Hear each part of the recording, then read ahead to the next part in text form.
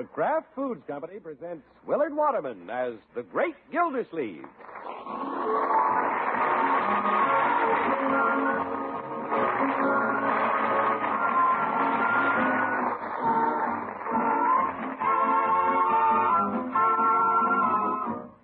The Great Gildersleeve is brought to you by the Kraft Foods Company. Kraft, makers of Velveeta, the famous pasteurized processed cheese food that tastes so good and is so good for you. Yes, Velveeta is another of the Kraft family of fine foods. Foods you can depend on for delicious eating, for wholesome, healthy eating. So remember, to get the cheese food of quality, get Velveeta, the cheese food that's made by Kraft.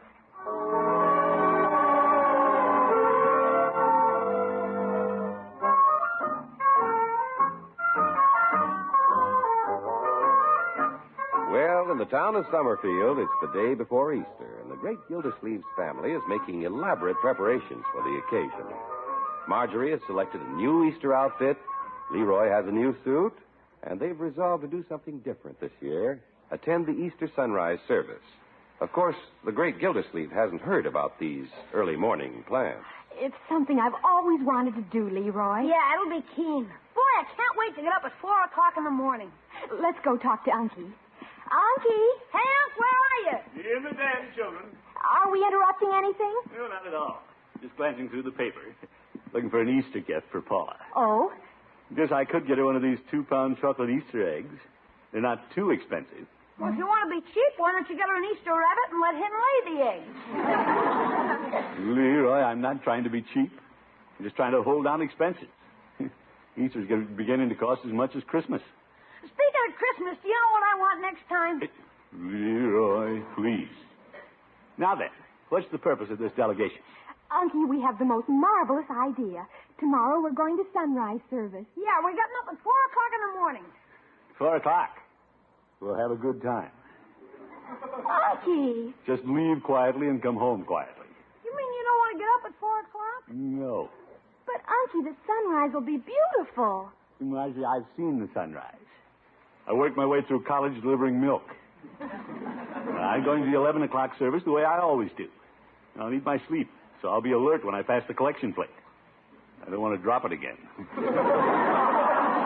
Well, of course I can drive Leroy and Bertie to the service, but I wish you'd come along. Is Bertie going? She's singing in the choir. 100 voices, Unc. Well, I would like to hear Bertie sing. Well, if there are 99 other voices, I wouldn't hear much of Bertie anyway. Hey, Bertie! Yes, Leroy? Unc doesn't want to go hear you sing. He's down. No, it isn't that, Bertie. But I intend going to the 11 o'clock service tomorrow. Had my day all planned, a very busy day. We all have a busy day ahead, Unky. Yeah, I know Bertie's going to be busy. Bertie's going to sing like an angel at sunrise, then she's going to fly home and bake the ham. You ought to see Bertie's choir robe, Unc. Really? Oh, it'll be a beautiful spectacle, Unky. Cedar Hill will be banked with flowers. Yes, I read about that. Well, I've been there every year, and it's worth it just to hear those trumpets when the sun comes up. It is, Bertie? Oh, Easter's such a thrilling day. And, Unky, you'll see all the beautiful women in their new spring dresses. Well, if you children insist. Oh, boy, Unc. Glad you changed your mind, Miss Gilsleeve. Well, I didn't exactly change my mind. I've been considering going for some time, but I wanted to be sure all of you were willing to get up at 4 o'clock as I am. Oh, brother.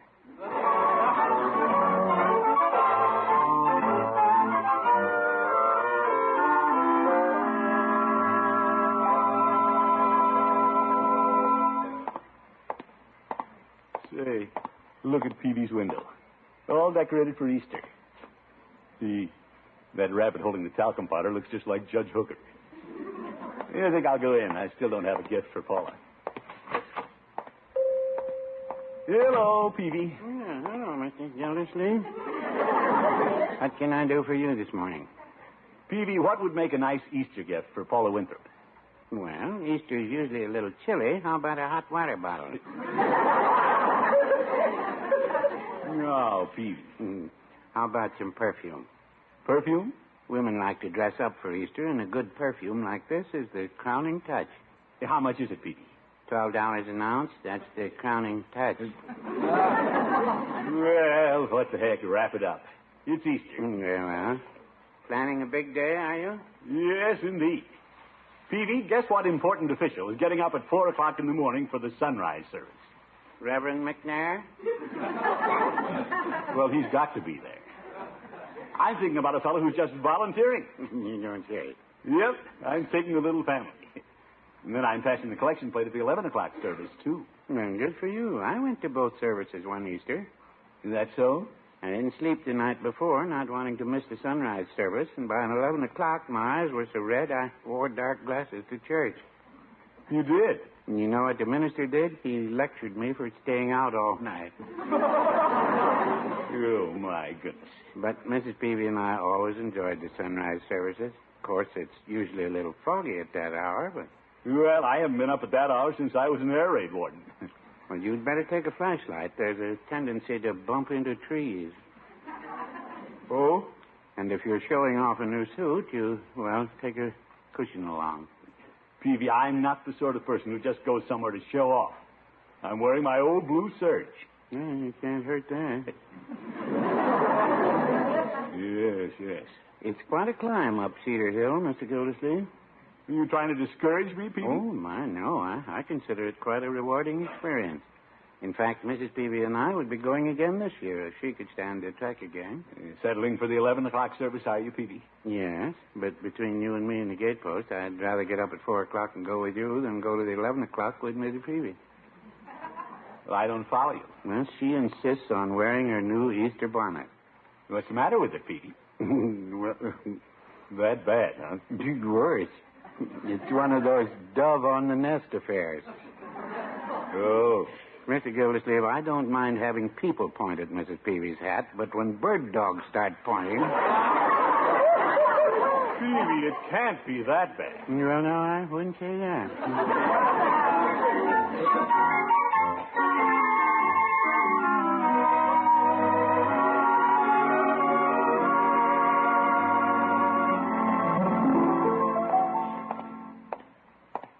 Well, Gildersleeve, you're ready for the sunrise service. I wonder if I will need this flashlight Peavy sold me. Who's that? Oh, the judge. Here I am, Diogenes. Judge, what do you mean, Diogenes? With that flashlight, you must be looking for an honest man. Here I am. You're all right, Judge. Hop in. I'll take you home. Thanks, Horace. That's where I'm headed. Gildy, why are you carrying a flashlight in the middle of the day? No, I'll need it in the morning. I'm getting up at 4 o'clock. You're going to the sunrise service? You bet. Then I'm going to the 11 o'clock service. Well, you must have a new suit you want to display. Judge, you're as bad as Peavy. I'm not going to church just to show off my clothes. Besides, I don't have a new suit to show off. I see. Here's a bump, Gildy. What bumped me in the back of the head?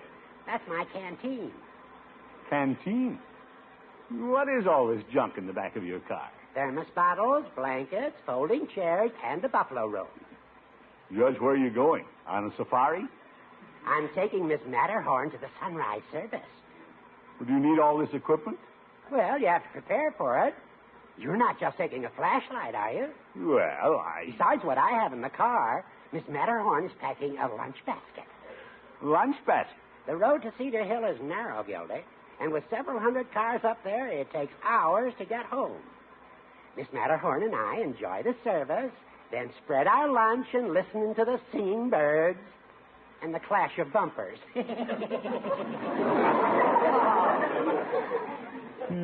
That 11 o'clock service looks better and better.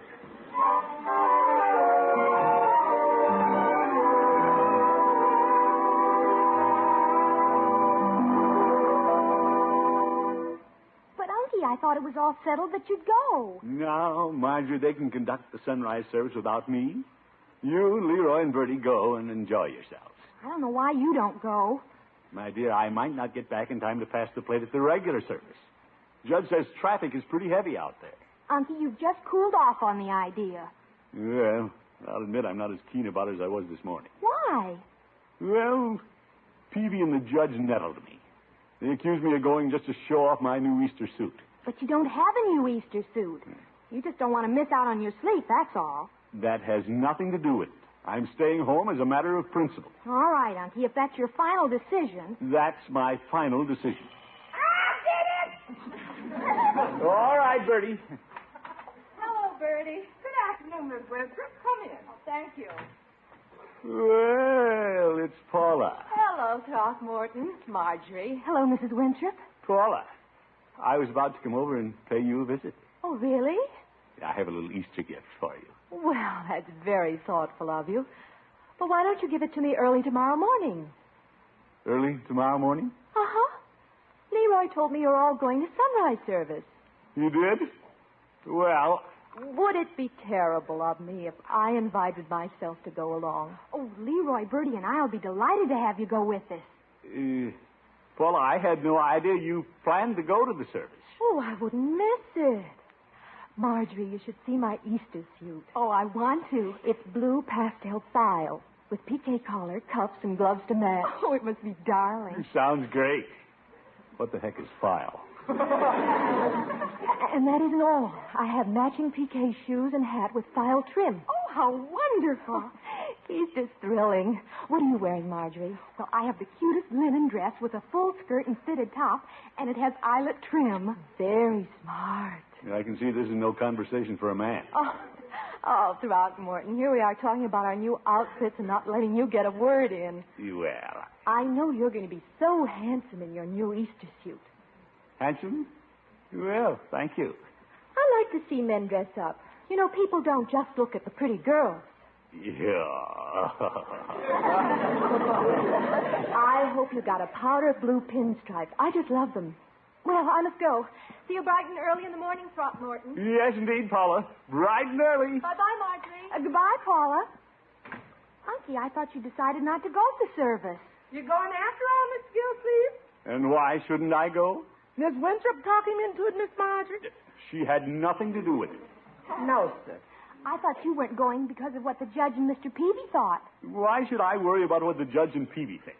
I'll put on my new suit and go. You don't have a new suit. Well, I'll get one. A powder blue pinstripe? Well, I had that in mind anyway before Paula mentioned it. Yes, sir.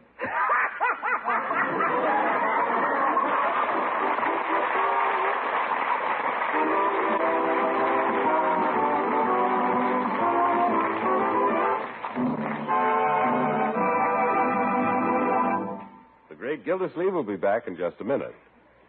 Keeping the food budget in line is a mighty good trick these days, if you can do it. And if you've been having difficulty, here's an idea to help you out. You can make really thrifty main dishes with Velveeta, Kraft's smooth, melting, pasteurized processed cheese food. Velveeta is simply wonderful in casseroles, soufflés, omelets, and for a smooth golden cheese sauce that's perfect so many ways with bits of meat or seafood, vegetables, or just poured over toast. And this Velveeta sauce couldn't be easier to make. All you do is melt a half pound of Velveeta in the top of your double boiler. Watch how quickly it melts without any lumps at all. Then gradually stir in a third of a cup of milk, season, and serve. How the folks will go for this golden beauty of a cheese sauce. And no wonder. It's delicious because Velveeta gives it such a grand, rich, yet mild cheddar flavor.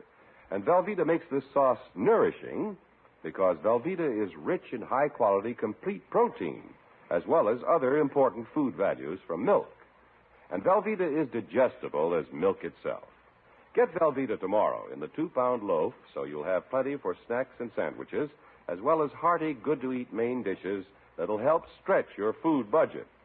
Just be sure you see the name Velveeta on the package you buy. Remember, Velveeta is the cheese food of top quality made only by Kraft.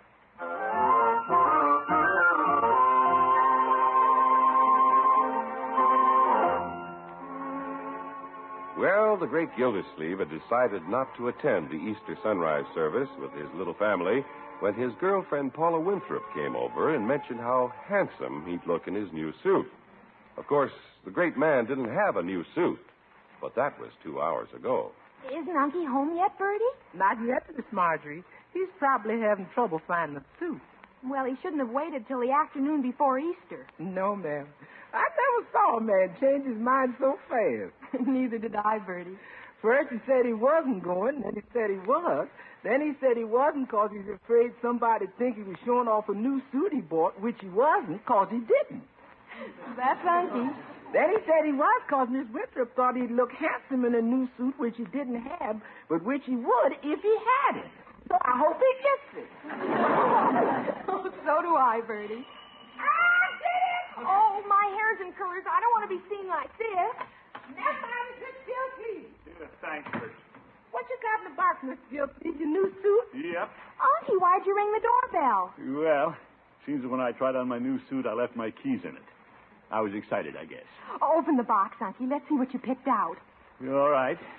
I get rid of some of this wrapping twine. Hey, what's going on? Hello, Leroy. Hi. Well, maybe I can help you, Unky. What's going on? I sure am anxious to see that. So am I, but what am I anxious to see? What's in there? Leroy, keep your shirt on. Did you get the one with the stripe? Here, white stripe. What's in there, a polecat? Leroy, don't be silly. I'm not. I'm just trying to find out something. I can't untie this knot. Where's my penknife? Miss Gilsey, how'd you get it so fast? I practically had to grab it and run. Run with what? It still has to be let out, Bertie. Well, take the lid off and let it out. Well, let's see what's in there. There it is. Isn't that a beauty? Oh, it's beautiful, Unky. Ain't that something? Oh, for corn's sake, nothing but a suit. My Easter suit, Leroy. I thought you weren't going to buy an Easter suit. Well, Marjorie, how do you like this necktie I bought to go with it? Well, it's very striking, Unky. It should be with those baseball bats on it. Leroy, they're not baseball bats. It's just a modern design. And he got the powder blue suit. You don't think he'd come home with anything else after what Mrs. Winthrop said, do you? Ah, so that's why you bought a suit. You want Mrs. Winthrop to see you in it. Leroy, that isn't it at all. There'll be hundreds of other people who'll see me in it, too. Yeah, I mean, Bertie, you suppose you can give me a hand with a few alterations? The tailor couldn't get it ready today. Yes, sir. Of course, it's a little late, and I got to take him in my choir robe. Well, I guess I am upsetting things a little. Well, if we're going to get up at 4 o'clock, we should be getting to bed soon. Yeah, I got a lot of things to do. So have I. But I'll help you with Unky's suit, Bertie. Yes, ma'am. Well, now, let's not make a big thing of this. What we need is a little organization, and I'll be the organizer. Sure. We all have things to do, so let's do them. Bertie, you go do the things you have to do. Yes, sir. Marjorie, you and Leroy get the things done that you have to do. All right, Unky. What are you going to do? I'm going to set the alarm for 4 o'clock and go to bed. What a character. Leroy, there'll be a lot of things to do in the morning, and I'll be up bright and early doing them.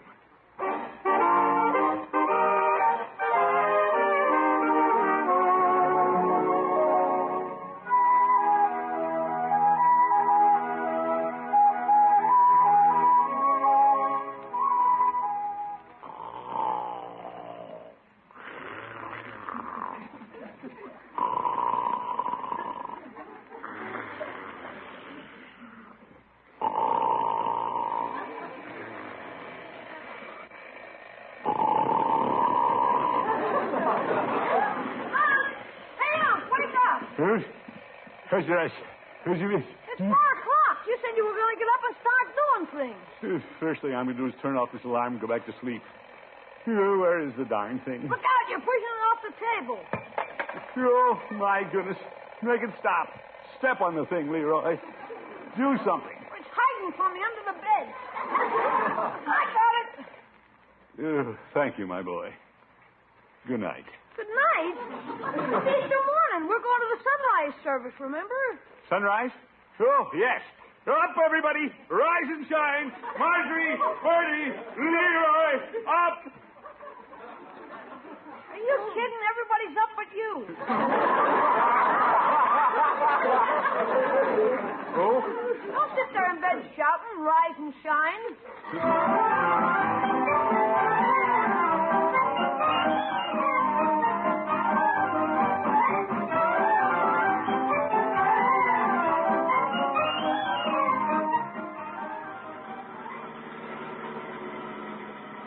Aunt, how much further is it? Can't be far. The way traffic is slowing down, Leroy. Such a winding road. A little rough, too.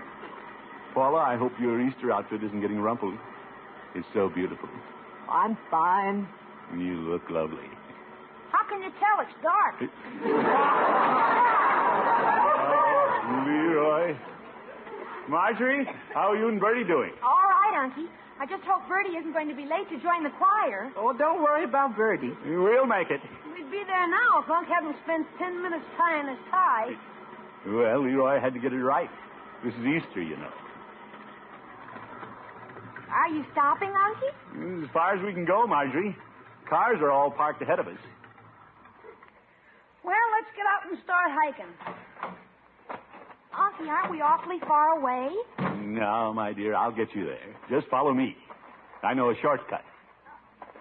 We got plenty of time. There's no sign of a sunrise yet. I can't see a thing in this fog. Hey, Unc, where's your flashlight? Flashlight? Last night I put it right where I could lay my hands on it this morning. And you don't know where you put it. Yes, I do. It's right on the dresser at home. Come on, everybody. Follow me.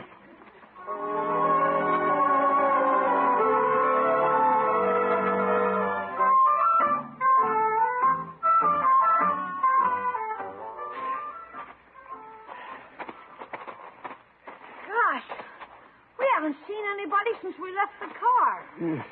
Well, Leroy, not many people know about this shortcut, I guess. Unky, do you know where you're taking us? Of course I do. I think. Sure. This is the top of the hill, right here. This is the top of the hill? Well, what hill? This don't look like Cedar Hill to me. And we came up the back way, Bertie. Oh, we certainly did. Oh, what a climb. Where is everybody, Unky? Well, Hey, the fog's lifting a little. You can see up here. Look, there's the choir and everybody. where? Across the ravine on the other hill. Half a mile away. Oh, fine. Uncle Mort, you and your shortcuts. Oh, I'm afraid Bertie will never make it in time to sing in the choir. I'm sorry, Bertie. Very sorry. Oh, they'll get along without Bertie. We'll just have to watch things from up here. Hey, there's a lot of moving around. What are they getting ready to do? They're going to have a pageant, Leroy, telling the story of Easter. Yeah? Here we are, all dressed up, and we can't be with the crowd. What an Easter. Well, Mr. Gildersleeve, there was only a few on hand the first Easter when they saw the rock was rolled away. Well, that's right, Bertie. We shouldn't forget that. I guess nobody there put much importance on fine clothes. I guess they didn't. Listen. They're playing music. They're getting ready to sing about the crucifixion. Oh, Bertie, you were going to sing that. Yes, ma'am. Will you sing it for us, Bertie? We'd like to hear it, Bertie. Would you? I'd like to. Were you there when they crucified my Lord? Were you there when they crucified my Lord?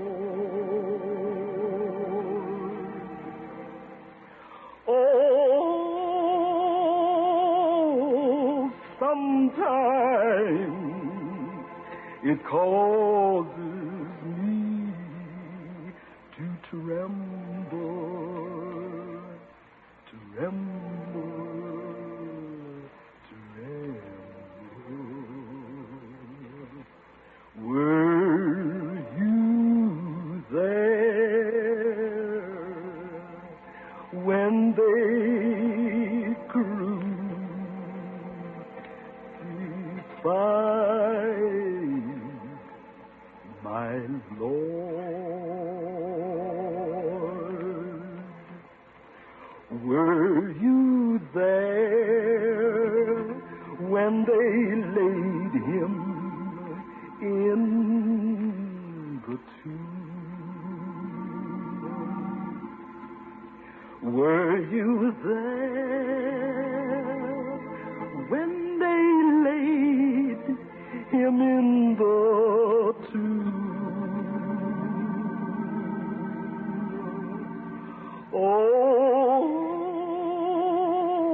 Oh, sometimes it causes me to tremble,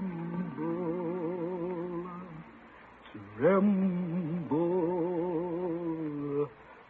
tremble. Were you there when they laid him in the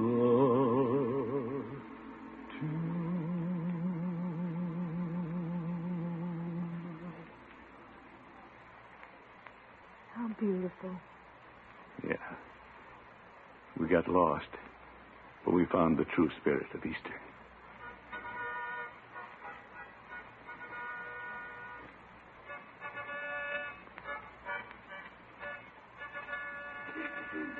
Look, Unc, the sun's rising. It's a new day. That's the meaning of Easter. A new day and new hope for the world.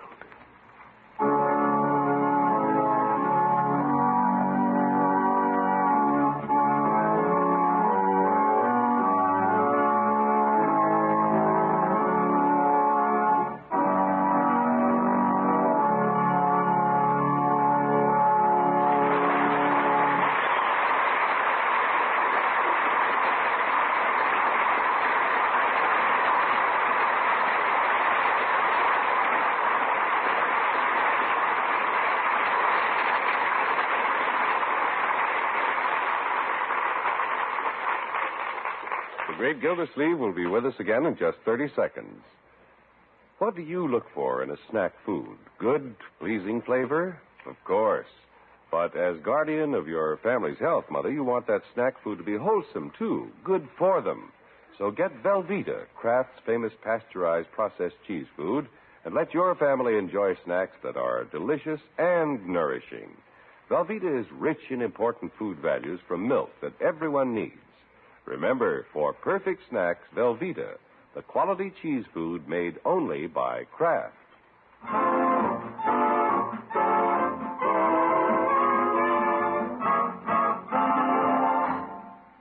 This is Gildersleeve again. Thanks to Bertie and the children, our little journey to the mountaintop for the Easter sunrise was a very wonderful experience. I hope that for each one of you, this Easter will bring renewed faith in the promise He gave to all of us. Renewed strength to follow His light through these days when the forces of darkness endeavor to confuse our path. Thank you all. Bertie, your song was lovely. Thank you, Mr. Gildersleeve. Good night, everybody. See you next week.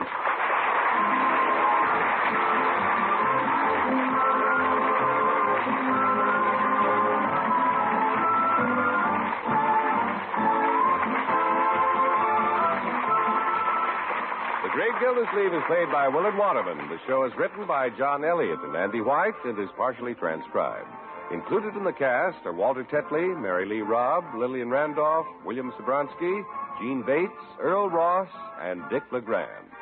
Musical compositions by Jack Meakin. This is John Heaston saying goodnight for the Kraft Foods Company, makers of the famous line of Kraft quality food products. Be sure to listen in next Wednesday and every Wednesday for the further adventures of the Great Gildersleeve.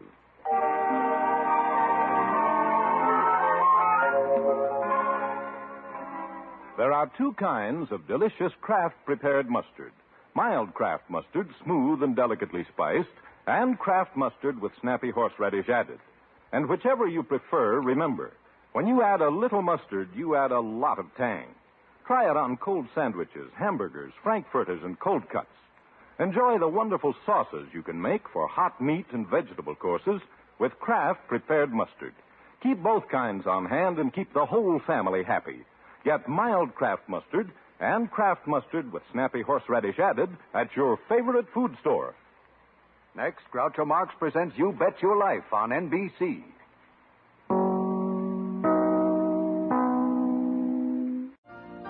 You've been listening to the OTR Gold Network. Find more classic radio at otrgold.com.